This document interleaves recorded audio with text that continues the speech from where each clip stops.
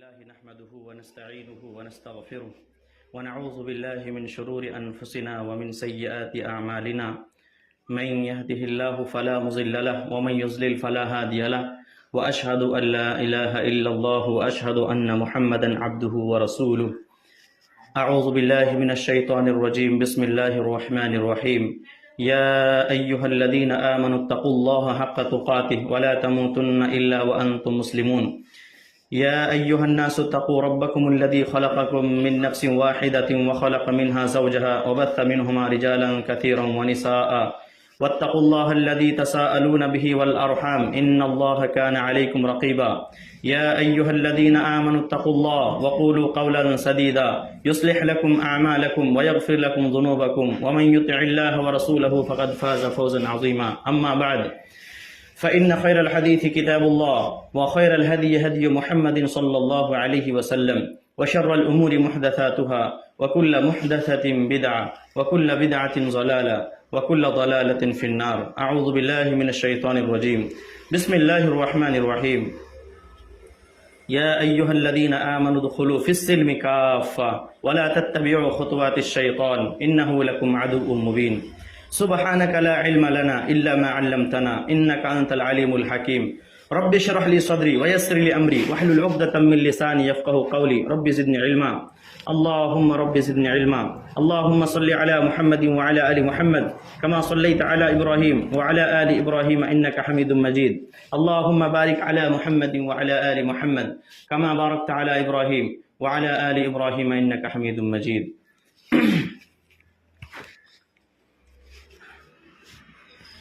محترم حضرات، سب سے بہترین کلام اللہ تعالیٰ کا کلام ہے اور سب سے بہترین طریقہ محمد صلی اللہ علیہ وسلم کا طریقہ ہے، اور سب سے بدترین کام وہ ہے جو دین میں ایجاد کردہ نئی چیزیں ہیں، اور ہر نئی چیز بدعت ہے، اور ہر بدعت گمراہی ہے، اور ہر گمراہی جہنم لے جانے والی ہے۔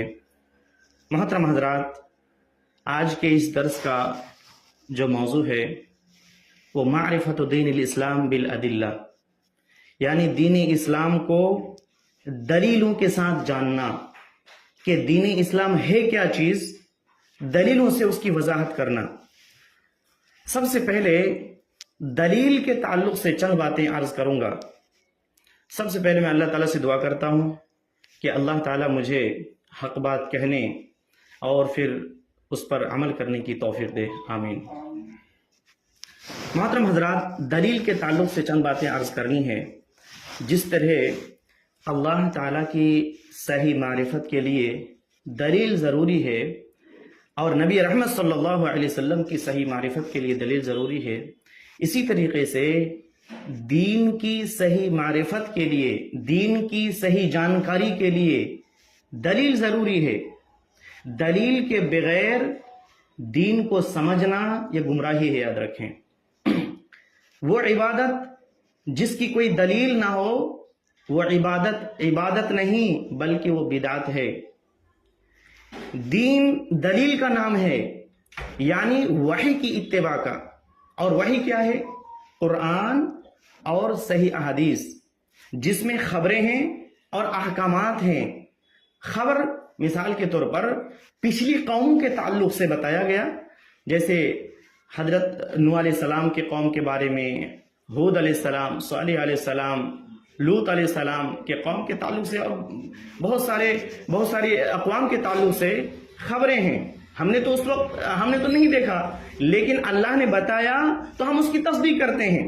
اسی طریقے سے برزخ کی زندگی اور پھر میدان محشر میں کیا کچھ ہونے والا ہے، اسی طرح جنت اور اس کی نعمتیں، دوزخ اور اس کے عذاب وغیرہ وغیرہ، یہ اللہ اور اس کے رسول صلی اللہ علیہ وسلم نے ان چیزوں کے تعلق سے خبریں دی ہیں، ہمیں بتایا ہے۔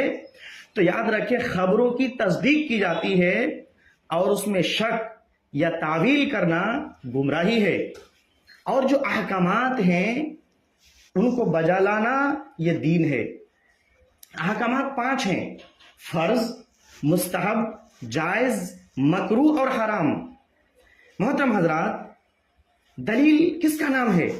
قرآن، حدیث اور اجماع کا نام دلیل ہے. اسی طریقے سے صحابہ اکرام کے اقوال بھی دلیل ہیں 2 شرطوں کے ساتھ. پہلی شرط یہ ہے کہ ایک صحابی کے قول کی مخالفت دوسرے صحابی نہ کریں تو وہ ہمارے لیے دلیل ہے، وہ ہمارے لیے حجت ہے. لیکن اگر ایک صحابی کوئی قول دے رہے ہیں، کوئی فتویٰ دے رہے ہیں اور دوسرا صحابی اس کی مخالفت کر رہے ہیں تو وہ ہمارے لیے حجت نہیں ہے. اور دوسری چیز کیا ہے، ایک صحابی کا قول اگر نص کے مخالف ہے، یعنی قرآن و سنت کے مخالف ہے، تو ہمارے لیے کیا ہے، وہ حجت نہیں ہے. لیکن اگر قرآن و سنت کے مطابق ہے تو ہمارے لیے حجت ہے. لیکن اس کے علاوہ کسی کا بھی قول، کسی کا بھی فتویٰ ہمارے لیے دین نہیں اور دلیل نہیں ہوتا، چاہے وہ وقت کا سب سے بڑا امام ہی کیوں نہ ہو. ہاں، اگر کسی امام، کسی عالم یا کسی طالب علم کی بات مدلل ہو، یعنی اس کی بات قرآن اور حدیث کے ساتھ ہو، دلیل کے ساتھ ہو، تو پھر ان کا وہ قول ہمارے لیے کیا ہے، دلیل ہے، قابل عمل ہے. لیکن اگر بلا دلیل ہے، حالانکہ ہے بہت بڑا عالم یا امام یا طالب علم، لیکن وہ جو فتویٰ دے رہا ہے وہ بلا دلیل ہے، یا دلیل تو ہے لیکن وہ دلیل صحیح نہیں ہے، یا وہ دلیل صحیح تو ہے لیکن صریح نہیں ہے، تو بھی ان کا وہ قول قابل عمل نہیں ہے. امام ابو حنیفہ رحمۃ اللہ علیہ فرماتے ہیں کہ میرے قول پر فتویٰ دینا حرام ہے جب تک میری بات کی دلیل معلوم نہ ہو جائے. سبحان اللہ، کتنی بڑی بات امام صاحب نے کہی ہے کہ میرے قول پر فتویٰ دینا حرام ہے جب تک میری بات کی دلیل معلوم نہ ہو جائے کہ میں نے یہ فتویٰ کس بنیاد پر دیا ہے، کس دلیل کی بنیاد پر دیا ہے، تب تک میرے قول پر فتویٰ دینا حرام ہے. اسی طرح امام صاحب فرماتے ہیں کہ جب دیکھو کہ ہمارے اقوال قرآن اور حدیث کے خلاف ہیں تو قرآن و حدیث پر عمل کرو اور ہمارے اقوال کو دیوار پر دے مارو. اذا صح الحدیث فهو مذہبی. یاد رکھو، جب صحیح حدیث مل جائے تو وہی میرا مذہب ہے. سبحان اللہ، کتنی اچھی اور کتنی پیاری اور کتنی حق بات کہا ہے امام صاحب نے. کاش کہ امام صاحب کی ان باتوں پر بھی عمل کرتے تو پھر قرآن و حدیث کے صحیح پیروکار بن جاتے. اسی طرح امام شافعی رحمۃ اللہ علیہ فرماتے ہیں اذا قلت قولا وكان النبي صلی اللہ علیہ وسلم قال خلاف قولی فما يصح من حدیث النبی صلی اللہ علیہ وسلم اولا فلا تقلدونی. جب میں کوئی مسئلہ کہوں، یعنی جب میں کوئی فتویٰ دوں اور رسول اللہ صلی اللہ علیہ وسلم نے میرے قول کے خلاف کہا ہو تو جو مسئلہ حدیث سے ثابت ہو وہی اولا ہے. فلا تقلدونی، پس میری تقلید مت کرو. سبحان اللہ. اسی طریقے سے امام صاحب فرماتے ہیں اذا صح الحدیث فهو مذہبی. جب صحیح حدیث مل جائے تو یاد رکھو وہی میرا مذہب ہے. اس کے بعد امام صاحب فرماتے ہیں کہ اور جب میرے کلام کو حدیث کے مخالف دیکھو، جب میرے کلام کو حدیث کے مخالف دیکھو تو خبردار حدیث پر عمل کرو اور میرے کلام کو دیوار پر دے مارو. اللہ اکبر. یہ ائمہ کرام ہیں، کتنی حق بات انہوں نے کہی ہے. اور تمام اماموں نے اپنی تقلید سے اور غیروں کی تقلید سے اور کسی کی بھی بات جو بلا دلیل ہے ماننے سے منع کیا ہے اور براہ راست قرآن اور حدیث پر عمل کرنے کا حکم دیا ہے. اللہ اکبر. اسی طریقے سے امام مالک رحمۃ اللہ علیہ فرماتے ہیں کہ ہر کسی کا قول لیا بھی جا سکتا ہے اور رد بھی کیا جا سکتا ہے سوائے اس قبر والے کے فرمان کے. اور پھر انہوں نے اشارہ کیا نبی کریم صلی اللہ علیہ وسلم کے قبر مبارک کی طرف. کیوں ان کی بات رد نہیں کی جا سکتی؟ کیونکہ اللہ فرماتا ہے وَمَا يَنْطِقُ عَنِ الْهَوَىٰ إِنْ هُوَ إِلَّا وَحْيٌ يُوحَىٰ. یہ ایسے نبی ہیں جو اپنی خواہشات سے، اپنی مرضی سے نہیں بولتے. یہ وہی بات کرتے ہیں جو ان پر وحی کی جاتی ہے، وحی نازل ہوتی ہے. جب ہم نے مان لیا کہ نبی کریم صلی اللہ علیہ وسلم کی ہر بات سچی ہے تو پھر کیوں ایسا ہوتا ہے کہ ہم تو امام کی بات مانتے ہیں اور پھر نبی کریم صلی اللہ علیہ وسلم کی بات کو چھوڑ دیتے ہیں۔ کئی مرتبہ ایسا ہوتا ہے، بہت سارے مسائل میں ایسا ہوتا ہے کہ ایک طرف نبی کریم صلی اللہ علیہ وسلم کی صحیح احادیث موجود ہے اور دوسری طرف امام کا فتویٰ جو حدیث سے متضاد ہے، تو ہم کیا کرتے ہیں؟ نبی کریم صلی اللہ علیہ وسلم کی حدیث کو ٹھکرا دیتے ہیں اور پھر امام کی اس قول کو، اس فتویٰ کو لیتے ہیں۔ کیوں؟ اس لیے ہم کہتے ہیں کہ امام صاحب نے جو فتویٰ دیا ہے تو اس کے پیچھے کوئی دلیل ہوگی، یا پھر یہ جو حدیث ہے جو امام صاحب کے فتویٰ سے ٹکرا رہی ہے، ہو سکتا ہے کہ یہ حدیث منسوخ ہو، نعوذ باللہ من ذالک۔ میرے بھائی، تو یہ سمجھ کر ہم کتنی احادیث کو جو کیا کرتے ہیں، عمل نہیں کرتے، ان احادیث کو چھوڑ دیتے ہیں، اور یہ بہت بڑا گناہ ہے، یاد رکھیے۔ اس لیے دلیل کو جاننا انتہائی ضروری ہے، یاد رکھیں۔ دلیل کو جاننے سے اندھی تقلید کا دروازہ بند ہوتا ہے۔ اگر دلیل کو انسان اگر دلیل کو سمجھ لینا تو اس سے اندھی تقلید کا دروازہ بند ہو جاتا ہے اور دلیل کو جاننے سے اطمینان نصیب ہوتا ہے۔ اسی طریقے سے دلیل اور استدلال، جانتے ہیں دلیل اور استدلال یہ عقیدہ کے اصولوں میں سے ایک اصل ہے، اور جب کسی بھی چیز کی دلیل دی جاتی ہے تو اس میں دو چیزوں کا ہونا لازمی ہے، ضروری ہے۔ پہلی چیز کیا ہے کہ دلیل صحیح ہو، اور دوسرا وہ دلیل صریح ہو۔ اسی لیے ہم کہتے ہیں کہ دلیل کو سلف کی سمجھ سے سمجھنا ضروری ہے، اور دلیل کو سلف کی سمجھ سے نہ سمجھنا یہ بہت بڑی گمراہی ہے میرے بھائی۔ آج جو گمراہیاں اتنی زیادہ عام ہوتی جا رہی ہے، اس کی وجہ یہ ہے کہ ہم جو فتویٰ دے رہے ہیں اس سے دلیل کا مطالبہ نہیں کرتے۔ وہ جو بھی کہتے ہیں سمعنا واطعنا، ارے ہمارا امام ہے، ہمارا فلاں ہے، وہ کیسے مطلب یہ کر سکتا ہے، غلط بات کیسے کہہ سکتا ہے، تو ان کی باتیں ہم قبول کر لیتے ہیں، دلیل کا مطالبہ نہیں کرتے، اور پھر وہ جو کہتے ہیں اسی ویسے ہی ہم کرتے رہتے ہیں۔ میرے بھائیوں، دلیل کو سمجھنا انتہائی ضروری ہے، اور اگر کوئی دلیل کو نہیں سمجھتا ہے، دلیل نہ جاننے کی وجہ سے کئی نقصانات کا سامنا کرنا پڑتا ہے، کئی نقصانات ہیں۔ اگر دلیل کو نہیں جانتا ہے، جاننے کی کوشش بھی نہیں کرتا ہے، جانتے ہیں ایک نقصان یہ ہے کہ وہ اللہ تعالیٰ کی عبادت کرے گا یہ سمجھ کر کہ عبادت ہے، اور زندگی ساری اسی عبادت میں گزار دے گا، جبکہ حقیقتاً وہ عبادت نہیں، وہ بدعت ہے، اور ان کی موت پھر اسی بدعت و خرافات پر واقع ہوگی۔ ایسا کیوں؟ اس لیے کہ جو عبادت وہ کر رہا ہے اس کی دلیل موجود نہیں ہے، صرف اگلا کہہ دیا اور وہ عبادت کرنا شروع کر دیا، دلیل کا مطالبہ نہیں کیا، اور حالانکہ وہ بدعت ہے، اور وہ کام وہ بدعت پوری زندگی کرتا رہا اور موت بھی اسی پر آ گئی۔ یاد رکھیں، ہر بدعت گمراہی ہے، اور ہر گمراہی جہنم لے جانے والی ہے۔ اسی طریقے سے حق کے خلاف جنگ کرے گا، لڑے گا کون؟ جو دلیل کو جاننے کی کوشش نہیں کرتا ہے۔ دلیل کو جو جاننے کی کوشش نہیں کرتا ہے، نہیں جانتا ہے، وہ کیا کرے گا؟ حق کے خلاف لڑے گا، جنگ کرے گا، یہ سمجھ کر کہ حق وہی ہے جو اس کے پاس ہے، اور جو اصل حق ہے اس کو باطل سمجھے گا، اور پھر باطل کو حق اور حق کو باطل سمجھے گا، اور پھر اسی پر اس کی موت واقع ہوگی۔ اللہ اکبر۔ تو میرے بھائیوں، اگر آپ کو سمجھ میں آئے تو کتنی اہم بات ہے یہ کہ دلیل کو سمجھنا کتنا ضروری ہے کہ ایک انسان اللہ کو خوش کرنے کی کوشش میں پوری زندگی عبادت کرتے رہتا ہے، پوری زندگی، اور پھر اللہ کے سامنے جب جائے گا تو ان کی تمام عبادات کو رد کر دی جائے گی۔ کیوں؟ اس لیے کہ جو اس نے عبادت کیا تھا وہ نبی کریم صلی اللہ علیہ وسلم کے طریقے پہ نہیں کیا تھا، وہ سنت کے مطابق وہ عبادت نہیں کیا تھا، جس کی وجہ سے ان کی تمام عبادات رد کر دی جائیں گی۔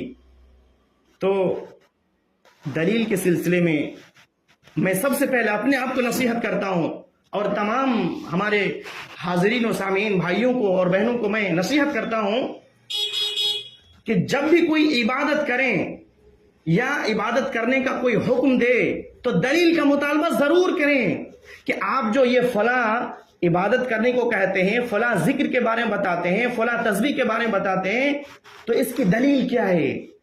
قرآن میں اس کی دلیل ہے یا حدیث میں ہے یا صحابہ اکرام ایسا کرتے تھے؟ اگر دلیل نہ دے، ہمیشہ یہ بات یاد رکھیں کہ وہ بدعت ہے، آپ کو وہ کام نہیں کرنا ہے۔ اس لیے دلیل کو جاننا میرے بھائیوں انتہائی ضروری ہے، جس کی طرف ہم اور آپ توجہ نہیں دیتے ہیں۔ اللہ تعالی ہم سب کو اس کی توفیق دے کہ ہم دلیل کو جانتے ہیں۔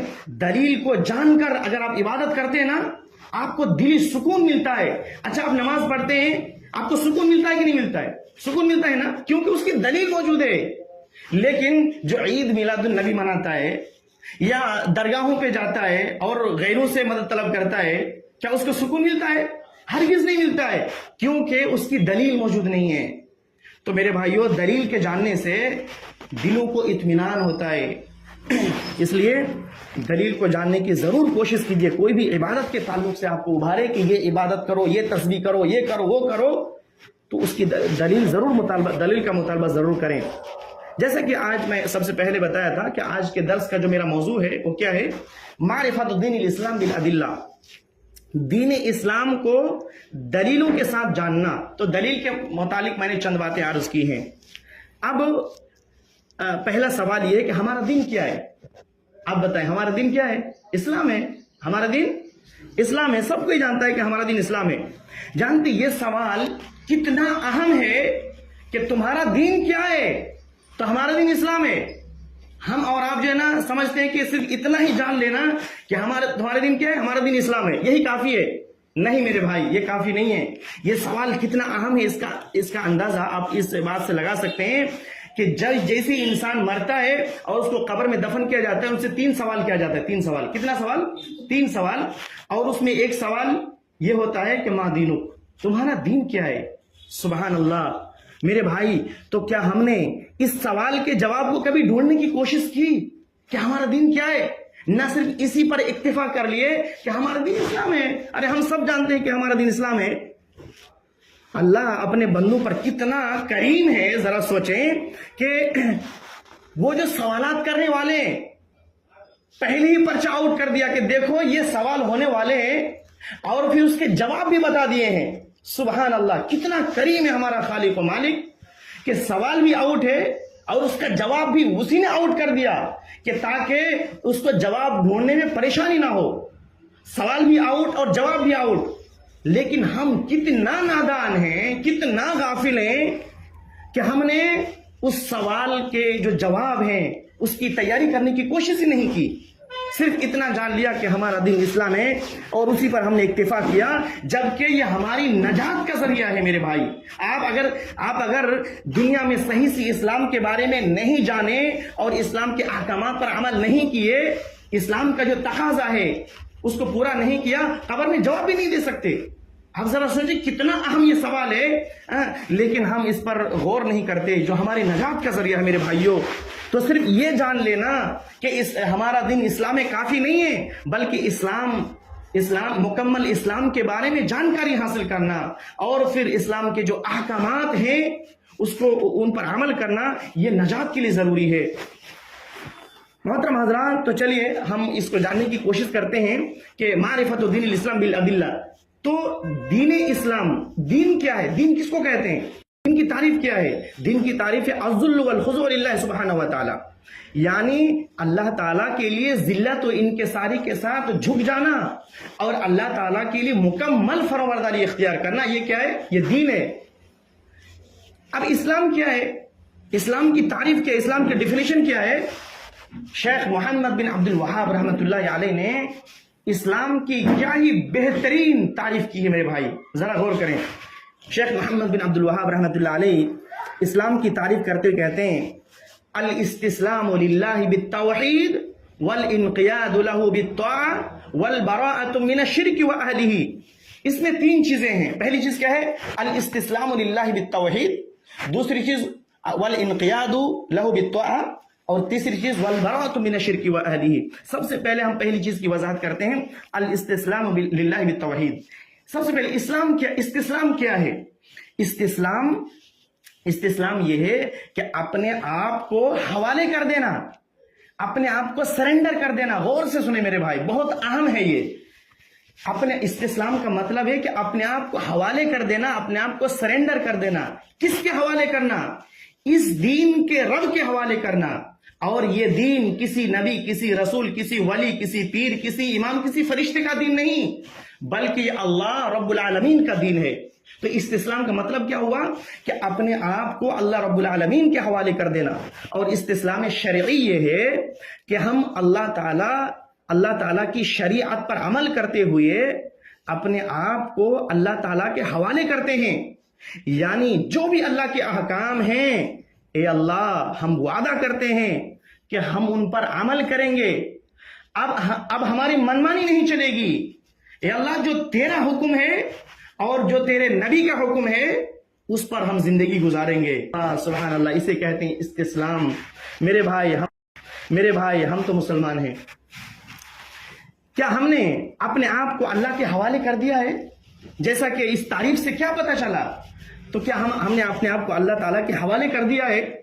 جس طرح اللہ تعالیٰ نے جب حضرت ابراہیم علیہ السلام سے کہا سورہ بقرہ میں، اذ قال له ربه اسلم قال اسلمت لرب العالمین، کہ جب اس کے رب نے کہا کہ اپنے رب کے لیے فرمانبردار بن جائیے، تو انہوں نے کیا، ابراہیم علیہ السلام نے کیا کہا؟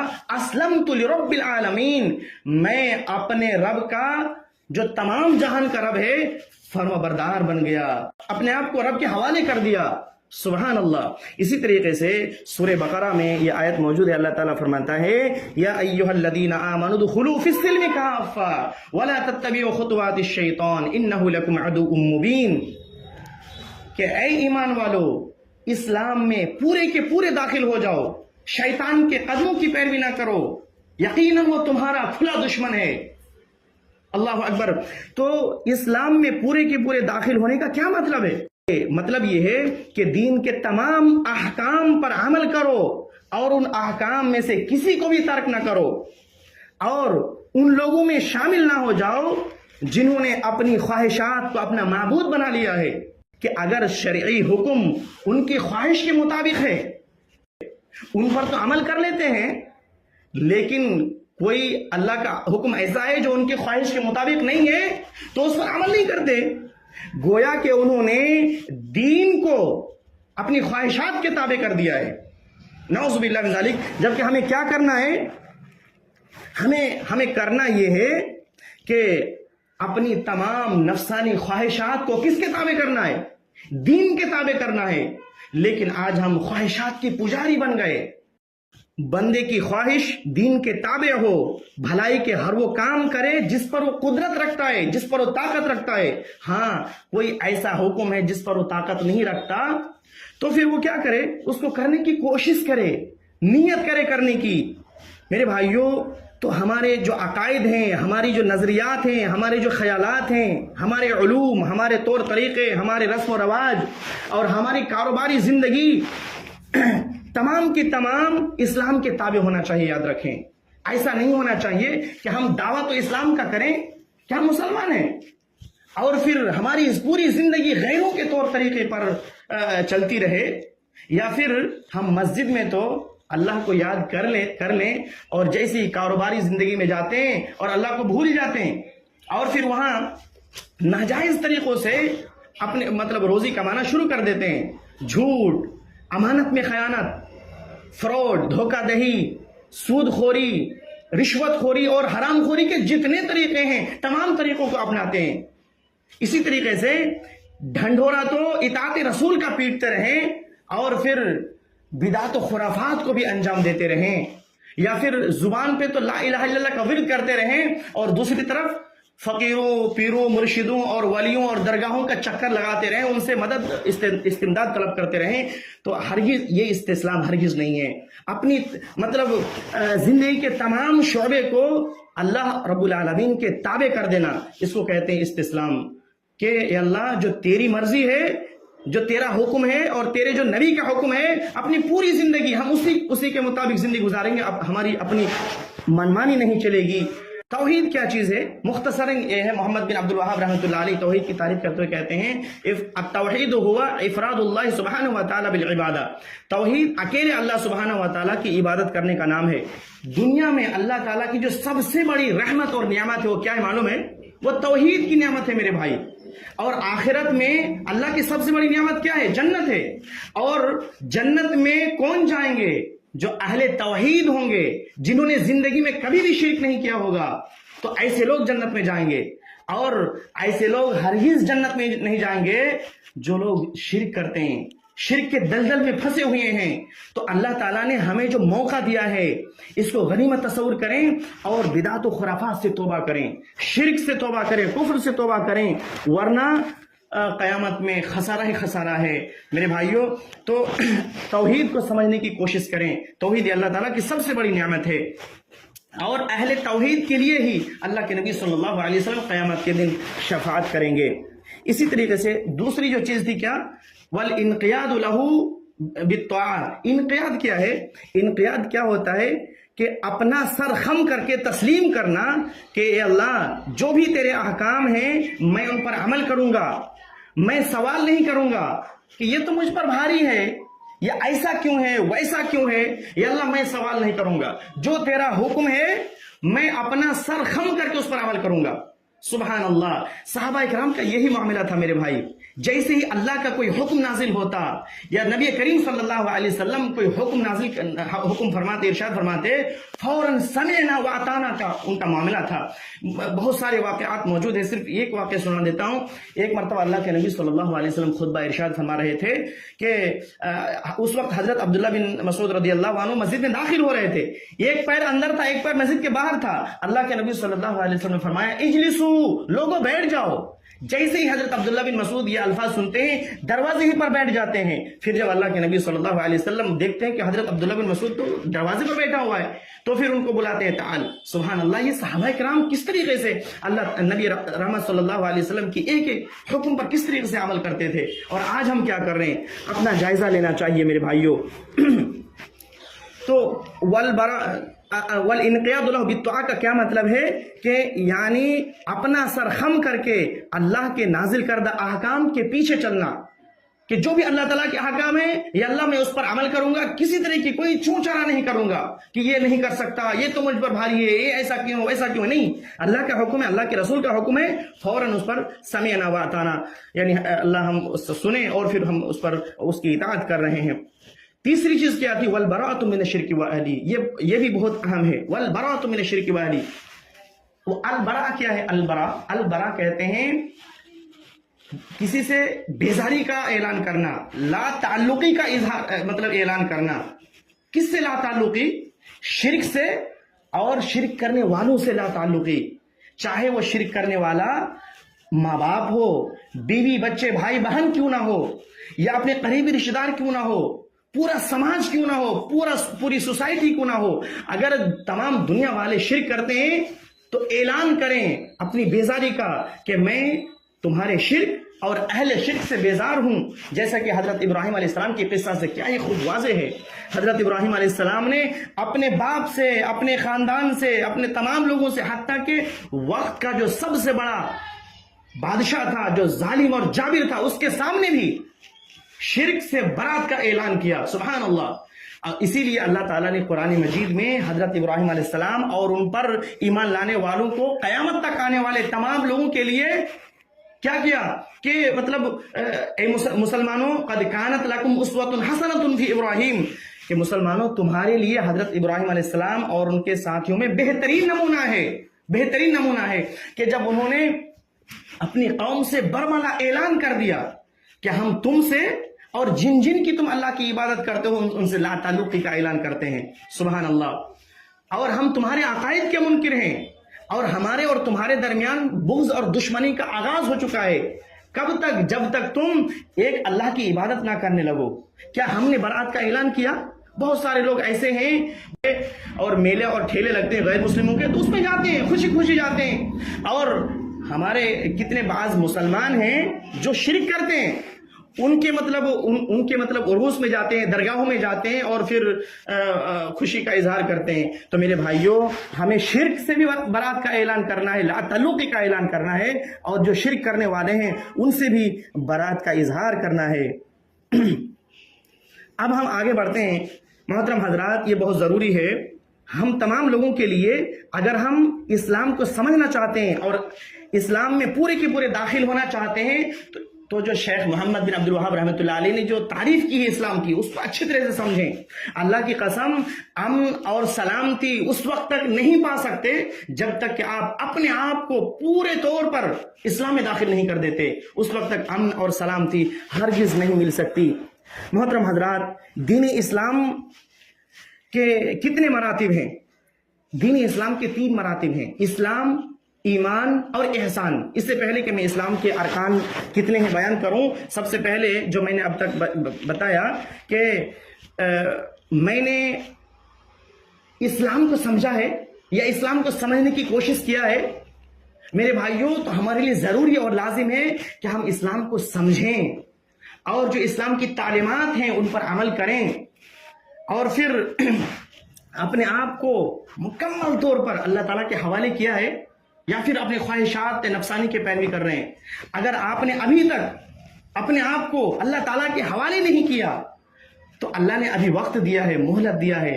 اپنے آپ کو اللہ تعالیٰ کے حوالے کر دیں کہ اے اللہ، جو تیری مرضی ہے، جو تیرا حکم ہے اور جو تیرے نبی کا حکم ہے، اب ہم وہی کریں گے، اسی پر اپنی زندگی گزاریں گے۔ تو ہمیں معاف کر دے اب تک جو میں نے گناہ کیا، یا اللہ تو مجھے معاف کر دے۔ میرے بھائیوں، ابھی اگر آپ نے توبہ نہیں کیا تو پتہ نہیں کب ملک الموت آپ کے پاس آ جائے، ہمارے پاس آ جائے اور پھر ہمیں توبہ کرنے کا موقع نہ ملے۔ تو اللہ نے جو ہمیں وقت دیا ہے، مہلت دی ہے، اس کو غنیمت جانیں، اور پھر جو چیزیں سیکھنے کی ہے وہ سیکھیں، اور جن چیزوں پر عمل کرنا ہے اس پر مکمل طور پر عمل کریں۔ ایسا نہیں کہ جو چیزیں پسند ہیں اس پر عمل کریں اور جو چیزیں ناپسند ہیں اس کو چھوڑ دیں، ایسا بالکل نہیں ہونا چاہیے۔ اسلام کے ارکان 5 ہیں، اور صحیح بخاری صحیح مسلم میں یہ حدیث موجود ہے۔ اللہ کے نبی صلی اللہ علیہ وسلم نے فرمایا، بنی الاسلام علی 5: شہادت اللہ الہ الا اللہ وان محمد عبدہ ورسولہ واقام الصلاۃ وایتاء الزکاۃ وصوم رمضان وحج بیت اللہ۔ اس بات کی گواہی دینا کہ اللہ کے علاوہ کوئی معبود برحق نہیں اور حضرت محمد صلی اللہ علیہ وسلم اللہ کے رسول ہیں۔ دوسرا، نماز قائم کرنا۔ تیسرا، زکوٰۃ دینا۔ چوتھا، رمضان کے روزے رکھنا۔ اور پانچواں کیا ہے؟ بیت اللہ کا حج کرنا اگر طاقت رکھتے ہیں۔ ایمان کسے کہتے ہیں؟ اس کے ارکان کیا ہیں؟ یاد رکھیں، ایمان لغت میں کسی چیز کی تصدیق کرنا، کسی چیز کو مان لینا، اور اس کی جو تعریف ہے ایمان کی وہ کیا ہے؟ قول باللسان و تصدیق بالجنان و عمل بالارکان یزید بالطاعہ وینقص بالعصیان۔ زبان کا قول اور دل سے اقرار اور بدن سے عمل۔ جبریل علیہ السلام نے اللہ کے نبی صلی اللہ علیہ وسلم نے پوچھا کہ ایمان کیا ہے؟ تو اللہ کے نبی صلی اللہ علیہ وسلم فرمایا، قل آمنت باللہ وملائکتہ وکتبہ ورسلہ والیوم الآخر وتؤمن بالقدر خیر وشر۔ کہ ایمان یہ ہے کہ تم اللہ پر، اس کے فرشتوں پر، اس کے رسولوں پر، اس کی کتابوں پر اور قیامت کے دن پر اور تقدیر کے بھلائی و برائی پر ایمان لاؤ۔ ایمان کیا ہے؟ کہ اطاعت سے بڑھتا ہے اور پھر نافرمانی سے گھٹتا ہے۔ جب آپ اللہ تعالیٰ کی فرمانبرداری کرتے ہیں، نیک اعمال کرتے ہیں تو ایمان بڑھتا ہے، اور جب گناہ کرتے ہیں تو ایمان گھٹتا ہے۔ یہ ایمان کی تعریف ہے۔ میرا اللہ پر ایمان ہے، اس کا کیا مطلب ہے؟ کہ وہ چار چیزوں پر وہ یقین کرے۔ کیا ہے؟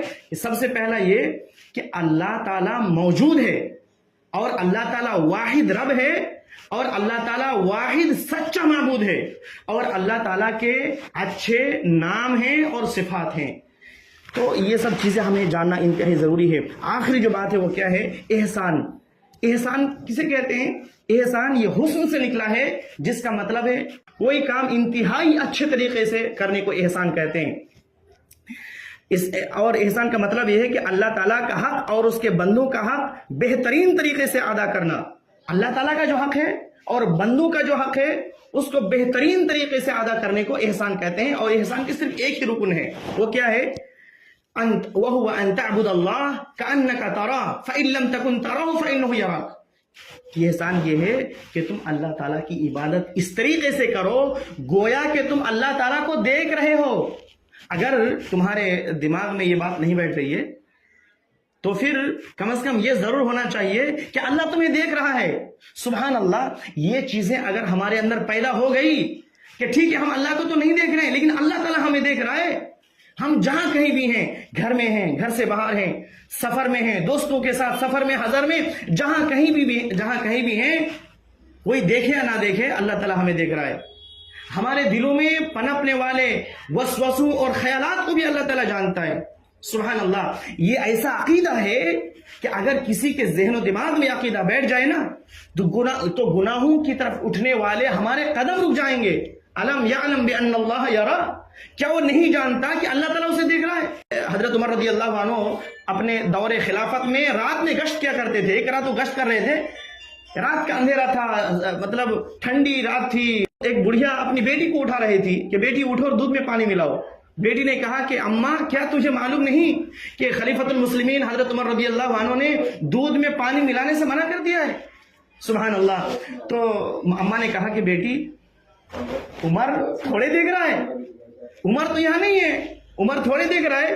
تو بیٹی نے کیا کہا؟ سبحان اللہ. بیٹی نے کہا کہ اماں عمر نہیں دیکھ رہے تو کیا ہوا، عمر کا رب تو دیکھ رہا ہے نا.